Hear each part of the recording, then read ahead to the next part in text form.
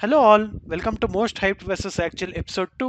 ఈ మధ్యకాలంలో most hyped అనగానే మనకి గుర్తొచ్చే ఫస్ట్ టిఫిన్ ప్లేస్ అదేనండి, మన బెంగళూరుస్ ద రామేశ్వర్ కేఫ్. ఈరోజు మనం హైదరాబాద్లో ఉన్న వాళ్ళ బ్రాంచ్కి వచ్చేసాం.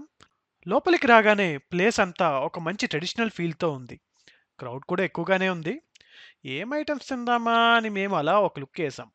చూస్తుంటే ఒక పక్క గీ వేస్తూ పోస్తూ వేడివేడి దోసలు, ఇంకో పక్క పొగలు కక్కే ఇడ్లీ, నేతిలో మునిగిన పొంగల్, ఇడియప్పం, దహివడ, కేసరిబాత్.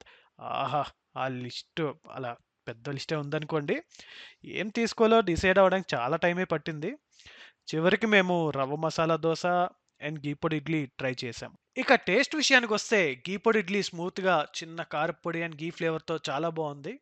రవ్వ మసాలా దోస కూడా పర్ఫెక్ట్ క్రిస్ప్‌తో, మసాలా కర్రీ కూడా చేశారు.